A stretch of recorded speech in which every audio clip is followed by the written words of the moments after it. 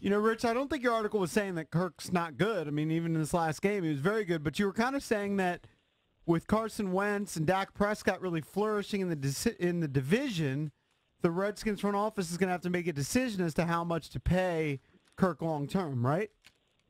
Yeah, and it's a tough decision to make. But let's just kind of project the season forward. They're 3-3. Suppose they finish 8-8 again. You have 3 years with him as a starter. You're right around 500. Is that all his fault? No, I'm not. I am anti-quarterback wins. But is he the kind of guy who, when you have some injuries like they're going to, they have currently, and they're going to have, is he going to be the kind of guy who can lift the team, put the team on his shoulders, and carry him through it? Is he going to be a guy who, because you're spending a large chunk of your cap space on him, is he going to make the other guys better around him? I don't know the answer, but it's just something the Redskins front office has really got to think long and hard about before writing out a big check or trying to write out a big check. I mean, they might not have a choice in this matter of moving on from Kirk Cousins. I mean, they may not. The number's getting pretty big. Listen, here's where I am on Wentz. I think Wentz is going to be great.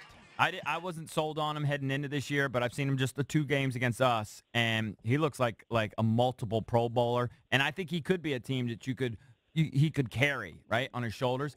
Kirk maybe not so much, but I think Kirk has also proven that he can win big games if guys around him perform. So they're definitely in a tough spot, but I'm not one of these people that thinks they can't win with Kirk. I absolutely think they can win with Kirk. He just needs some of his guys to step up. Look where Kirk is ranked right now.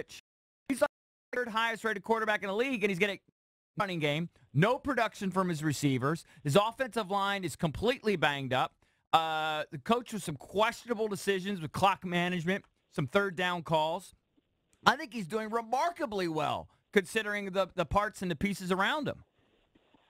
Yeah, I guess you can say that, but then, on Monday night, there's 3 3rd and shorts. Now, he didn't call the passes on those 3 times, but if he completes one of those passes, maybe it's a different story of the game, and maybe I'm singing about, I'm writing about how they got to sign him to a long-term contract the day the season ends.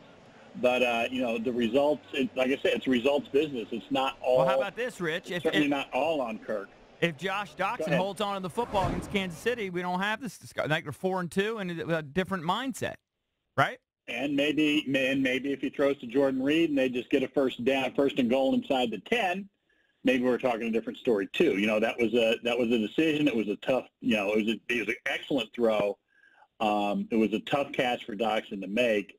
Not saying that he shouldn't have had it, but he made a decision. Kirk made a decision to go for it all right there, and so you can look at it that way too. A lot of different ways you can break this down. That's really what my point is here. Yeah, Rich, how can Skins fans trust the front office decision making in regards to Kirk in the future when we see how the wideouts plan has blown up in their face?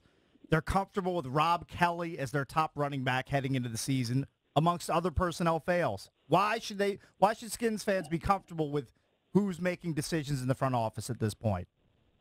Yeah, maybe they shouldn't. Although, I will point out, let me just not to go back to Wentz again.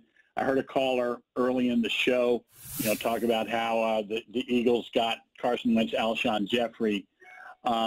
Jeffrey is also new to the offense.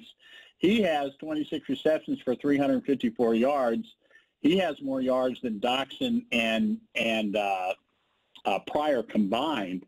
Is that on the receivers necessarily, or does a quarterback? Hey, you know what? The NFL these days, you have got to adjust.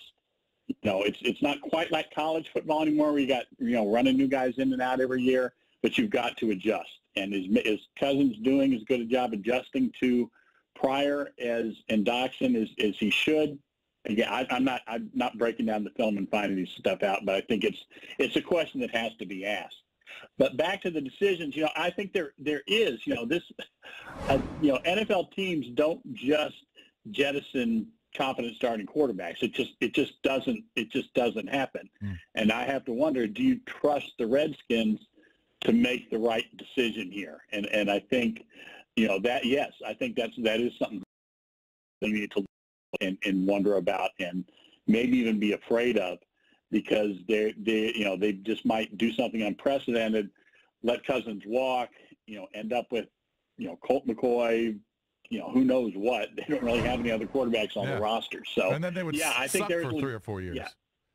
Yeah, legit concern there. I do agree. And that's one of the questions I say in my article. Well, if you do let him go, or if he does decide to go and you can't do anything about it, what's next?